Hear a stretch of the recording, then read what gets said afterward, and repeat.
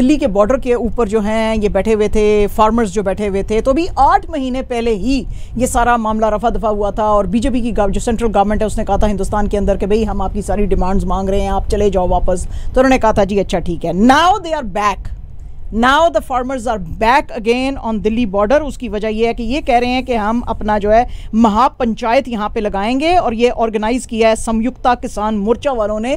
जंतर मंतर पे ये बैठे हैं और आज फिर से जितनी भी बड़ी बड़ी जो भी इनकी जो आर्टरीज थी, यानी कि जो रोड आर्टरीज थी, वो सारी ब्लॉक थी। लोगों को बड़ा प्रॉब्लम हुआ, लंबे लंबे क्यूज़ देखे गए व्हीकल्स के गाजीपुर सिंगू बॉर्डर्स के ऊपर और दिल्ली के सारे एंट्रेंस के ऊपर। इनकी अब डिमांड है कि ना सिर्फ ये कि जो हमारी आपने बातें हमसे कही थी, 8 महीने गुजर गए हैं, ना सिर्फ आपने वो मानी है, बल्कि जो यूनियन मिनिस्टर अजय मिश्रा है उसको अब आप पकड़ें, क्योंकि जो लखीमपुर खीरी के अंदर जो फार्मर्स का मैसेकर हुआ था उसके अंदर वो और उसका बेटा शामिल हैं, तो इसको भी आप पकड़ें। अब इसके ऊपर इन्होंने एक 6 पॉइंट डिमांड फिर से का मेमो पूरा लिख के जो नई इंडिया की प्रेसिडेंट आई हैं द्रौपदी मुर्मू, उनको और मोदी जी को फिर से लिखा है और उनका कहा है जी कि ना तो गवर्नमेंट ने हमारी डिमांड्स मांगी हैं और ना ही जो है अजय मिश्रा यूनियन मिनिस्टर जो हैं उनको सजा दी गई है। हालांकि यूनियन गवर्नमेंट ने कहा था कि जी हमने इसका जो बेटा है अजय मिश्रा को, उसको हमने पकड़ा क्योंकि उसने गाड़ी चढ़ाई थी फार्मर्स के ऊपर, तो उसको हमने पकड़ा था, फिर वो छोड़ दिया था। अब वो कहते हैं जी कि नहीं, वो बेटा चेटा छोड़ें, मिनिस्टर साहब को पकड़ें और हमारी डिमांड्स जो है जो आपने वादे किए थे 8 महीने पहले और हमें कहा था घर जाओ हम आपके बात मानेंगे, आप वो भी मानो, अगर नहीं मानोगे तो फिर से हम इधर बैठेंगे। तो ये अब जो है फिर से वहाँ पे एक और मोर्चा ये फिर से खुलने वाला है। ठीक है जी। एनडीटीवी की आज एक रिपोर्ट है जी, और कल हमने आपको बताया था कि ये जो डिप्टी चीफ मिनिस्टर हैं दिल्ली के, उन्होंने कहा था जी कि ये जो सारा मेरे ऊपर सीबीआई वाले रेड्स कर रहे हैं और मेरे पे झूठे जो केसेस लगा रहे हैं और मुझे ये कह रहे हैं बीजेपी वाले कि तुम हमारे साथ आके ज्वाइन कर लो तो हम तुम्हारे ऊपर केसेस जो हैं ये सारे खत्म कर देंगे। आज जनाब नए कटे खुल गए हैं। अकॉर्डिंग टू टुडेज एनडीटीवी की रिपोर्ट जो है, आज बहुत सारे जो आम आदमी पार्टी के जो आपके जो लीडर्स हैं उन्होंने कहा है जी कि हमें बीजेपी वालों ने अप्रोच किया है और उन्होंने हमें कहा है कि हम तुम्हें 5-5 करोड़ रुपए देंगे हर बंदे को, तो तुम आम आदमी पार्टी को छोड़ के जो है हमारे पास आ जाओ। डिप्टी चीफ मिनिस्टर जो हैं मनीष सिसोदिया साहब, उन्होंने कहा था जी कि ये मेरे ऊपर जो स्कैम की पॉलिसीज़ लगा रहे हैं, यानी स्कैम्स के जो एलिगेशंस लगा रहे हैं ये झूठे हैं और उसकी वजह से अब ये हमारे ऊपर कर रहे हैं, दबाव डाल रहे हैं ताकि हम आम आदमी पार्टी को छोड़ें, लेकिन आम आदमी पार्टी को हम नहीं छोड़ेंगे, जो कल का इनका बयान था। आज जो आपके दूसरे एमएनएज हैं उन्होंने भी कहा है जी कि ये हमें बीजेपी वाले ऑपरेशन लोटस जो है उससे अल्योर कर रहे हैं। अब ऑपरेशन लोटस क्या है? ऑपरेशन लोटस तो वैसे बीजेपी का साइन भी है, वो लोटस का फ्लावर जो है। ऑपरेशन लोटस ये है कि जब भी वो कहते हैं जी आम आदमी पार्टी वाले, उनके जो लीडर हैं सौरभ भारद्वाज, उन्होंने आज अनाउंस किया है और एक्सप्लेन किया है। उन्होंने कहा जी ऑपरेशन लोटस ये होता है कि जिस वक्त बीजेपी को लगता है कि दूसरी पार्टी जो है वो जीतने लगी है तो उस पार्टी के एमएलएस को ल्योर करने के लिए ये कहते हैं जी आ जाओ हमें बीजेपी को ज्वाइन करो, हम तुम्हें इतने इतने पैसे देंगे और इसकी गवर्नमेंट को गिरा दो। तो ये नहीं चलेगा। आम आदमी पार्टी के जो लोग हैं वो इतने भी यानी कि गिरे हुए नहीं हैं कि वो गिर जाएंगे 5 करोड़ रुपए के लिए, तो ये आप हरकतें जो हैं ना करें। अच्छा, अब इसमें वो कहते हैं जी असल में ये जो है जो अरविंद केजरीवाल है उसको सबक सिखाना चाहते हैं और उसको ये सबक सिखा नहीं सकेंगे। अच्छा, दूसरी तरफ जो बीजेपी के लीडर हैं परवीश वर्मा, वो कहते हैं जी ये आम आदमी पार्टी ने सारा ड्रामा खुद क्रिएट किया है अपने आप को इंपॉर्टेंस देने के लिए और बीजेपी को जो है का नाम खराब करने के लिए। कोई इनको 5-5 करोड़ इनके एमएलएस को नहीं ऑफर की गई और ना ही इनको कहा गया है। अच्छा भाई, 1 2 3 4 आदमी तो मतलब पूरी पार्टी झूठ बोल रही है। अब सारे आम आदमी पार्टी के जो मेन जो करता धरता है वो सब झूठ बोल रहे हैं। How is that? तो कुछ तो दाल में काला है जी। तो बहरहाल जी ये अब दोनों तरफ से एलिगेशंस हैं। आम आदमी पार्टी कहती है ये हमें बुला रहे हैं 5-5 करोड़ के लिए और वो जो बीजेपी की पार्टी है वो कह रही है कि नहीं जी हमने तो कोई नहीं बुलाया। ये दिस इज आज जनाब इंडियन एयरफोर्स ने अपनी तरफ से एक बड़ा अच्छा दुनिया को काम करने की कोशिश की है, दिखाया है। 3 अपने जो अफसर हैं इंडियन एयरफोर्स के उनको सैक किया है। आपको पता ही है कुछ अर्सा पहले हमने आपको बताया था मार्च 9 को इंडिया ने कहा था कि जी एक्सीडेंटली हमने वो जो ब्रह्मोस मिसाइल है वो हमसे फायर हो गया था और वो पाकिस्तान के मियां चुन्नू के इलाके में गिरा था। तो हमने उस सिलसिले में क्योंकि जो SOPs जो हैं उससे हमारे 3 अफसरों ने डेविएट किया था, उसको फॉलो नहीं किया था और ब्रह्मोस जो था वो जाके पाकिस्तान में गिरा था। उसकी वजह से हमने उनको जो है 3 लोगों को सैक किया है। अगर आपको याद होए, हमने आपको ब्रह्मोस की पूरी एक जो जिस तरह से इसको बनाया गया है वो हमने सारी एक्सप्लेन आपको की थी।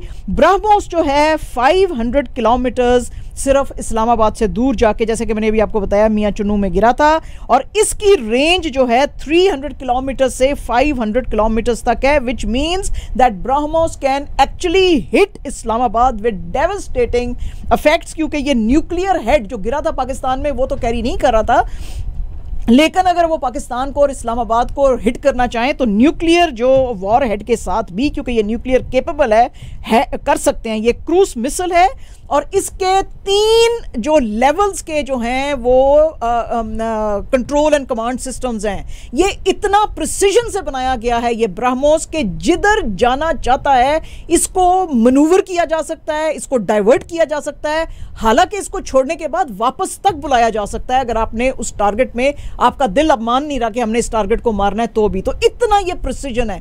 तो उसमें पाकिस्तान ने उस वक्त जो है फॉरेन ऑफिस ने ये जो इनके 4D अफेयर्स थे इंडिया के, उसको बुला के बड़ा जो था बुरा मनाया था और कहा था, प्रोटेस्ट किया था कि ये आपने कैसे किया है, क्योंकि ये जब उड़ के आ रहा था तो उस वक्त बहुत सारे तैयारे भी फिजा में थे और पाकिस्तान ने कहा था कि ये फ्लाइट्स को और जो सिविलियन लाइव्स हैं उनको एंडेंजर कर सकता है। आज जी हिंदुस्तान ने कहा है कि हमने एयरफोर्स के 3 अफसरों को जो है वो सैक किया क्योंकि उन्होंने SOPs फॉलो नहीं किए। तो भाई साहब, ये जो इतना हाई प्रिसीजन क्रूज मिसाइल है जिसको कि आप किसी भी वक्त मैनूवर कर सकते हैं, तो जब ये गलती से निकल भी गया तो आपने इसको वापस क्यों नहीं बुलाया है जी? क्वेश्चन तो ये है। तो 3 लोगों को अगर आपने बकरा बनाया है कुर्बानी का तो उससे कोई फ़र्क तो नहीं पड़ा।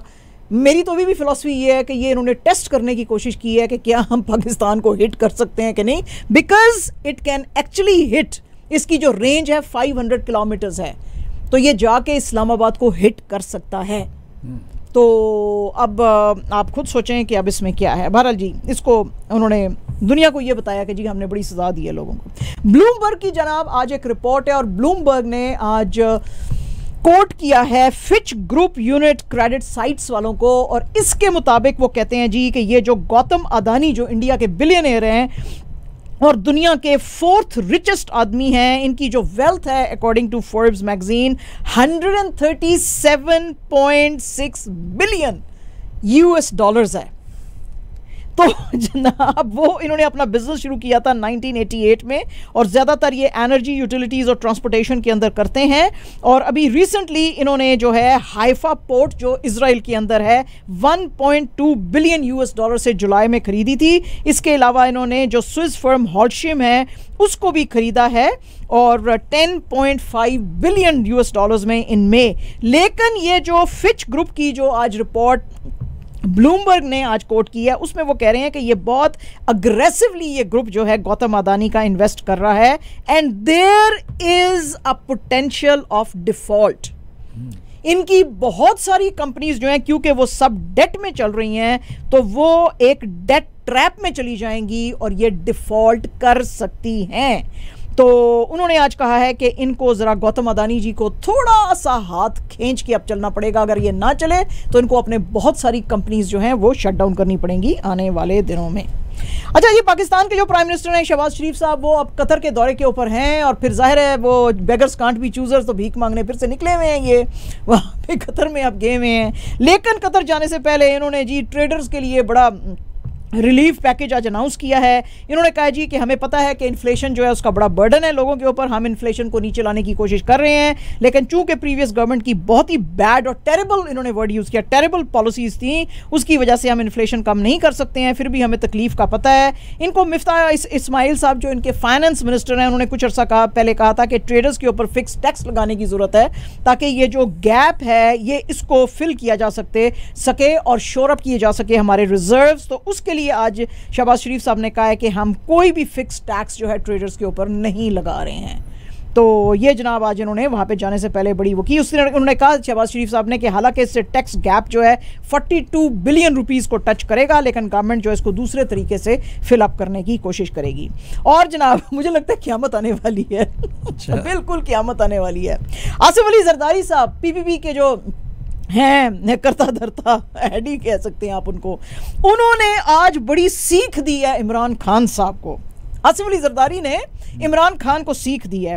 उसने पूछा है जो पाकिस्तान के लोग हैं उनसे, जरदारी साहब ने, कि क्या Imran Khan is above law, क्योंकि ये स्टेट डिपार्टमेंट्स, इंस्टीट्यूशंस, जो कॉन्स्टिट्यूशन जो है उस सब के खिलाफ बातें कर रहा है, तो क्या मुल्क में गवर्नमेंट अपनी रिट कायम करेगी या नहीं करेगी, जबकि पीपीपी और बाकी की गवर्नमेंट्स जो हैं वो फ्लड इफेक्टीज के लिए काम कर रही हैं। इमरान खान जो है इतना पावर हंग्री है, इतना क्रेजी होता जा रहा है दिन ब दिन कि इसको सिवाय आर्मी को क्रिटिसाइज करने के लिए, सोल्जर्स जो कि टेररिस्टों के खिलाफ लड़ रहे हैं उसके खिलाफ बातें करने के लिए, और जो है एनार्की मुल्क में फैलाने के अलावा इसको और कोई काम नहीं है। इसके अलावा इसने पुलिस को थ्रेटन किया है, फीमेल मैजिस्ट्रेट को किया है। तो ये जो है एक्स्ट्रा जुडिशियल और वेंचफुल एक्शंस में इन्वॉल्व है। तो क्या ये मुझे, मियां नवाज शरीफ को, मेरी बहन को, मरियम को जो है वो सब के खिलाफ बात कर सकता है, तो उसको ये इस चीज़ की इजाज़त दी जा सकती है कि नहीं? तो आसिफ अली जरदारी साहब, और तो बहुत सारे बयान हैं आपके माशाल्लाह से आर्मी और बाकियों के खिलाफ। एक बयान हम आपको बता देते हैं कि एक वो प्रेस कॉन्फ्रेंस हो रही थी जब ये थे प्रेसिडेंट थे आसिफ अली जरदारी साहब, तो इनसे वहाँ पे पूछा जर्नलिस्टों ने कि सर ये जो आपने ड्रोन हमले बहुत सारे अमेरिका के आपने इजाज़त उसकी दे दी है, तो उसमें बहुत सारा जो है वो नुकसान होता है, तो आप ना करें। तो उन्होंने आगे से जवाब दिया, हाँ जी, जब ड्रोन हमले होंगे तो कोलैटरल डैमेज तो होएगा ही।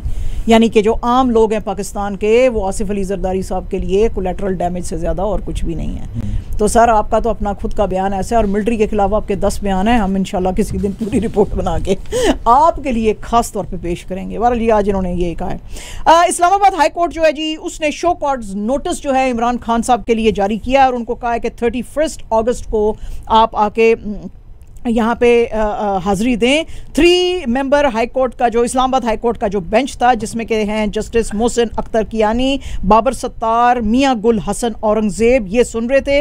एडिशनल जो सेशंस जज हैं ज़ेबा चौधरी, उसके लिए जो इन्होंने बात की थी, उनको कहा था कि तुम जो है कॉन्सिक्वेंसेस के लिए तैयार हो। और बाकी पुलिस के बारे में इमरान खान साहब ने कहा था कि शहबाज गिल को जिस तरह से तुम लोग टॉर्चर कर रहे हो, तो IG जो है इस्लामाबाद पुलिस का, DIG, इनको जो है मैं वार्न करता हूँ कि तुम्हें स्पेयर नहीं किया जाएगा, तो ये सब मत करो उस सिलसिले में। और जस्टिस कियानी जो थे, उन्होंने कहा कि एक एक्स प्राइम मिनिस्टर से हम इस तरह के कमेंट्स जो हैं वो नहीं एक्सपेक्ट करते हैं, और अगर हर कॉमन मैन अगर जस्टिस अपने हाथ में लेना शुरू कर देगा तो स्टेट कैसे चलेगी। तो भैन अजकलों पहले तो नहीं याद आया जो हर कोई अपने हाथ में ले रहा था, अज तो सारी वो याद आ गई है। बहरहाल जी इमरान खान साहब को बुलाया गया। PTI के जो लीडर्स हैं जी, वो बिल्कुल खुश नहीं है किस तरह से जो मामलात चल रहे हैं चौधरी परवेज़ इलाही के अंदर, उसमें पंजाब के अंदर, और उसके लिए आज जो इनके PTI के लीडर हैं आज़म मशवानी, उन्होंने कहा है कि ये जो होम्योपैथिक गवर्नमेंट जो पंजाब के अंदर चल रही है, हमको उससे क्विट करना चाहिए, क्योंकि जो है ये अभी इनको अपॉइंट भी हालांकि किया गया था media coordinator for chief minister Punjab. उन्होंने कहा जी कि ना तो पंजाब की गवर्नमेंट जो इमरान खान के खिलाफ अभी जो बातें आई हैं कि इसको अरेस्ट किया जाएगा और इसके लिए समन्स भी जारी किए गए हैं उसको प्रोटेक्ट करने के लिए, बिल्कुल जो है नाकाम हो चुकी है। इनको ज्वाइन किया जी उन्होंने फवाद चौधरी साहब ने, उन्होंने कहा कि येस बिल्कुल शहबाज गुल साहब जो है उसको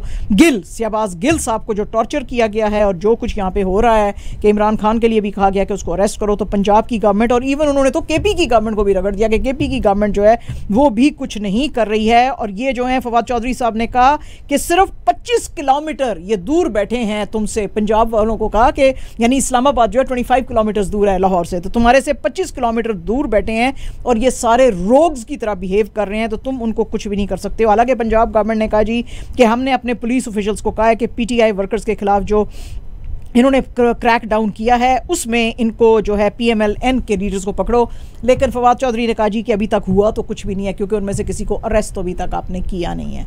तो बहरहाल ये बड़ी मुझे फ़नी इनका जुमला लगा अज़हर मिशवानी साहब का कि ये होम्योपैथिक गवर्नमेंट है पंजाब की।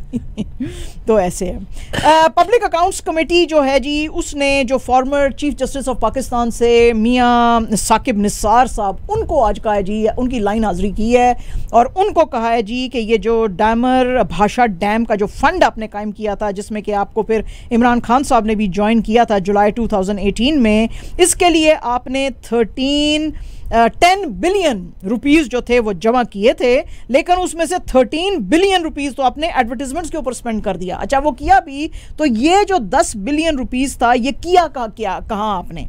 ये पिटीशन जो है ये लेकर आए हैं PMLN के जो लीडर हैं एहसन इकबाल साहब, और वो कह रहे हैं कि ये पब्लिक अकाउंट्स कमेटी निसार साहब से पूछे कि आप तो चीफ जस्टिस थे, आपको वो काम करना चाहिए था कि या कि आपको ये डैम के लिए पैसे जमा करने चाहिए थे। For the first time I agree with Ahsan Iqbal साहब। तो इसकी आज जो पाकिस्तान पब्लिक अकाउंट्स कमेटी की जो चेयर कर रहे थे नूर आलम खान कर रहे थे, और इन्होंने कहा जी कि इनसे पूछा जाए। इसके अलावा PMLN के दूसरे लीडर MNA बरजीस ताहिर ने भी ऐसे क्वेश्चन किए।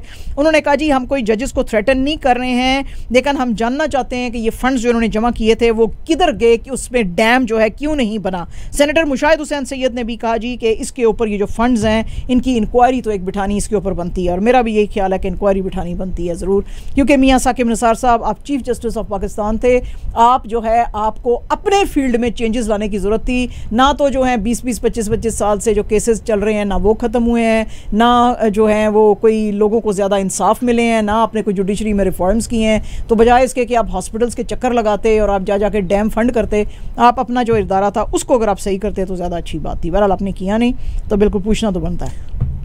ठीक है जी। अच्छा जनाब, आज जनाब फरहान अख्तर साहब और रितेश सिडवानी जो कि उनके बड़े दोस्त हैं, उनकी ये जो एक्सेल एंटरटेनमेंट है इसके ऊपर बड़ा जी सवाल उठाया गया है, क्योंकि जो मजदूर यूनियन है वो कह रहे हैं जी कि 300 डेली वेजर्स जो हैं, जब आप अपनी वेब सीरीज़ बना रहे थे मिर्ज़ापुर 3, उनको आपने पैसे नहीं दिए थे, और ये पैसे तकरीबन 25 लाख के करीब हैं। ये एक्सेल ने तमाम जो एंटरटेनमेंट है इसने तमाम ये एक्विजिशन जो है इनको डिनाई किया है। हालांकि मीडिया के कुछ इदारों ने कहा है कि जी हमें एक लेटर कहीं से मिला है जिसमें कि एक्सेल एंटरटेनमेंट ने कहा है इसको मजदूर यूनियन को कि हम 48 आवर्स में तुम्हारा ये सारा मसला रफा दफा करेंगे। एक्सेल एंटरटेनमेंट का कहना है जी ना तो हमने कोई ऐसा खत भेजा है, ना ईमेल भेजी है, ना ही कोई फ़ोन कॉल्स किए हैं, क्योंकि ऐसा कोई मसला हमने कभी देखा ही नहीं, हमारे सामने तो पहली बार आया है। इस वक्त भी हम 7 से 8 प्रोजेक्ट्स में काम कर रहे हैं, पिछले 22 साल से इस बिज़नेस में हैं। हमने हमेशा पेमेंट कंप्लायंस पॉलिसी का ख्याल किया है, कभी 1 रुपया भी किसी का रखा नहीं है, और हम पैसे डायरेक्टली डेली वेजर्स को देते हैं, यूनियन के बंदों को नहीं देते हैं। फिर भी अपने एंड पे हम इसकी इन्वेस्टिगेशन करेंगे, लेकिन हमारी जो रेपुटेशन है उसको ख़राब नहीं किया जा सकता, क्योंकि ऐसा कभी भी कोई मसला पिछले 22 साल में कभी भी हमारे सामने नहीं आया। तो अब ये पता चलेगा जी ये क्या है। हिंदुस्तान के अंदर जनाब आज अब जो है कुछ दिनों से एक नया जो है वो ट्रेंड ट्विटर के ऊपर चल रहा है, and that is boycott Bollywood films.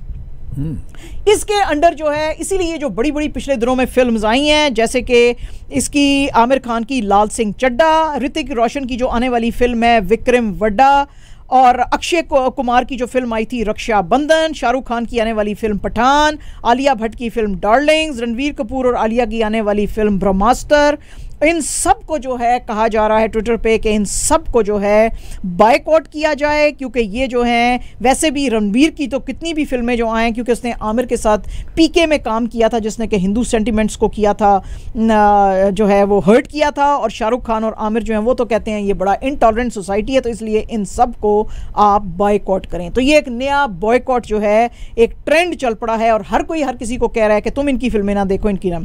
इसके ऊपर बात करते हुए अनुराग कश्यप जो कि बहुत बड़े जो इंडिया के डायरेक्टर हैं, उनका एक और जो भी फिल्म थोड़े दिन पहले आई है दोबारा, जिसमें तापसी पन्नू थी, तो उन्होंने हंसते हुए कहा कि ये बड़ा ही ज़बरदस्त ट्रेंड जो ऑफ बॉयकॉट कल्चर जो चल रहा है दुनिया मुल्क के हमारे के अंदर, तो मैं कहता हूं कि प्लीज़ मेरी भी फिल्म जो है दोबारा उसको भी इसमें शामिल करो, because it has really become a joke, और उसमें जब लोग जोक का हिस्सा बनते हैं तो वो अपने आप को बड़ा इंपॉर्टेंट फील करते हैं, तो मैं भी अपने आप को इंपॉर्टेंट फील करना चाहता हूं, तो इसलिए प्लीज़ मेरी फिल्म जो है ये दोबारा इसको भी बॉयकॉट करो तुम लोग।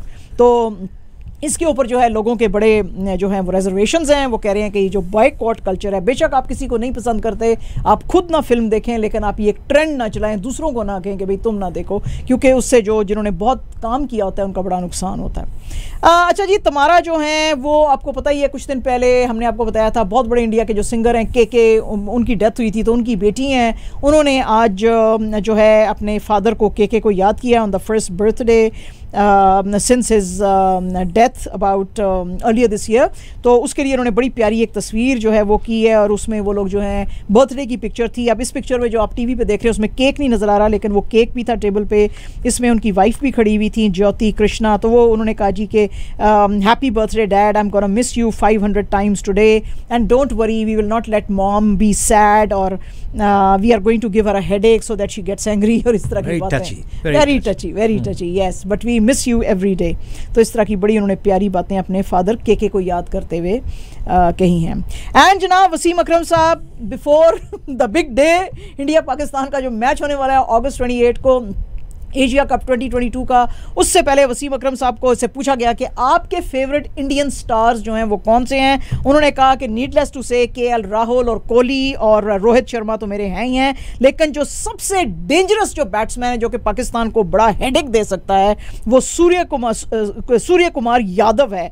और वो कहते हैं जी कि इसने अपना डेब्यू किया था मार्च 2021 में, और one of my favourite players है ये, और सूर्य कुमार यादव के साथ मैंने काम किया था ये KKR में, ये जो शाहरुख खान की जो है कोलकाता नाइट राइडर्स, उसमें। और वो कहते थे ऐसी वो शॉट्स खेलता था कि मैं स्पीचलेस हो सकता था। तो पाकिस्तान को इसको सूर्य कुमार यादव को लाइट नहीं लेना चाहिए, because he can be a very very deadly batsman. तो जनाब पाकिस्तान वालों सुन रहे हो तो सुनो फिर प्लीज़। और जनाब सिकंदर बख्त साहब ने और भी बहुत सारे जो क्रिकेट के एक्सपर्ट्स हैं, उन्होंने कहा जी कि आप लोग प्लेयर्स को पाकिस्तान में सही तरह से मैनेज नहीं कर रहे हैं और आप उनको बर्न आउट कर रहे हैं। और उस सिलसिले में उन्होंने कहा जी कि जैसे अब शाहीन शाह अफरीदी के बारे में बात आई है कि वो ये जो एशिया कप 2022 है वो नहीं खेल सकेगा और इंग्लैंड का टूर भी नहीं कर सकेगा, जो उसको श्रीलंका के मैचेस के बीच में नी इंजरी आई है। तो अब PCB को चाहिए कि वो अफरीदी को और बाबर को मैनेज करे properly. Shaheen Shah Afridi naturally gifted player है, तो PCB उसको ज़रा थोड़ा बहुत ज़्यादा अटमोस्ट केयर से उसके साथ डील करे, और बाबर आजम को भी अब थोड़ा रेस्ट दे। एक सीरीज़ के अंदर उसने 222 रन्स बनाए हैं, तो he should be sitting with management and he should be sitting out for some time. तो इतना भी इनको ना खिलाओ कि ये बर्न आउट हो जाएंगे लड़के। नहीं, मगर वो कोई रोजाना तो गिनी जा रहे हैं ना 9 to 5। साढ़े को पूछो। हाँ, एक मैच खेलते हम कितना बर्न आउट हुए हैं, कोई पूछ ही नहीं रहा भाई। एक हफ्ते के अंदर उन्होंने 3 मैच खेल लिए। तो उसके बाद फिर कितने दिनों का उनके पास टाइम होता है? 10 दिन छुट्टी। 10 दिन क्या, 1 महीना छुट्टी होती है। तो फिर I mean they are young guys and they are getting paid very well, so yeah and you are playing for Pakistan. नहीं, उनका कहना है कि भाई रुस के बैठ जाओ, बोलो मैं नहीं खेलना भाई, मैं नहीं खेलना बस मैं बाहर बैठ रही हूं। दूजे नु ले आओ। हां, वो दूजे नु ले आओ जेड़ा तीर मार सकता है। हां जी।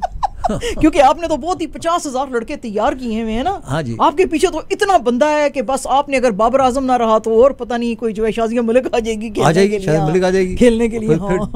फिर देखो कैसे टाइगर जिंदा होता है जी। तो जनाब, तो बहरहाल जी ये बड़े मशवरे दिए गए हैं PCB को, तो अब देखें इसके ऊपर PCB जो है क्या करती है। एंड जनाब absolutely our last news today is about Syed Haider Hussain, और इनको इलेक्ट किया गया, न्यूली इलेक्टेड सेक्रेटरी हैं पाकिस्तान हॉकी फेडरेशन के। और आपको अगर पता हो इनके बारे में कि इन्होंने पाकिस्तान जूनियर जो है और सीनियर टीम्स को रिप्रेजेंट किया था 1996 से 2002 में। ये कहते हैं जी कि मैं फिर से जो है ये हॉकी को, पाकिस्तान हॉकी को ट्रैक पे लाऊंगा।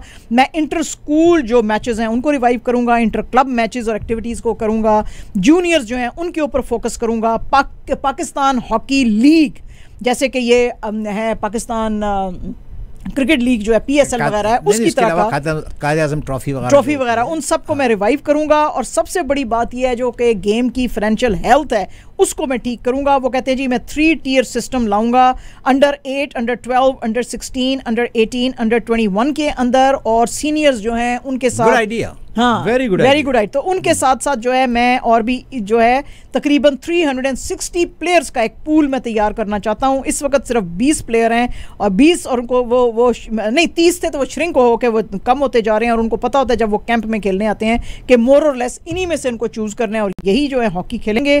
तो ये तरीका ठीक नहीं है और अब मैं इस गेम के अंदर स्पॉन्सरशिप्स लेकर आऊँगा ताकि लोगों को एम्प्लॉयमेंट अपॉर्चुनिटीज़ मिलें, both men and women hockey दोनों के अंदर।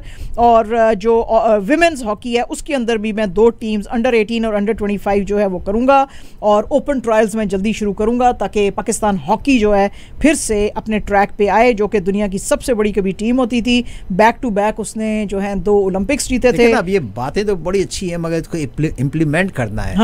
The job of the government is to help this guy. या तो वो कहते हैं जी कि ये मैं फिर से रिवाइव करूंगा और पाकिस्तान की ग्लोरी जो है हॉकी की वो वापस आनी चाहिए, which is right. There you go. At least किसी को तो जैसे हमारे पास आए थे ना जहांगीर खान, यू नो उन जैसे लोगों को ये जो हॉकी के प्लेयर्स हैं या क्रिकेट के प्लेयर्स हैं, ये आपको बाहर से हायर करने की जरूरत ही नहीं है। लेकिन मसला तो ये है ना, उन मस्कीनों को भी फैसिलिटी याद नहीं देते ना माजिद भाई। अब फैसिलिटी याद नहीं देंगे तो वो बेचारे कैसे खिलाएंगे आप? उसके ऊपर तो उसका तो नेचुरल टैलेंट था ना। इंग्लिश तो वो समझते ही नहीं, तो इसीलिए तो वो अमल नहीं कर रहा। हाँ, लेकिन उसके अंदर तो नेचुरल टैलेंट था तो वो तो निकल के आगे ऐसे निकल गया। हर किसी के अंदर तो नेचुरल टैलेंट नहीं होता ना, वो तो फिर ग्रूम करना पड़ता है। तो ग्रूम करना पड़ता है। हाँ, तो ग्रूम करने के लिए फैसिलिटी याद चाहिए ना। तो बस ये करे ना, दे ना। ठीक हो गया। ठीक है जी, ये दीजिए हमारी आज की खबरें।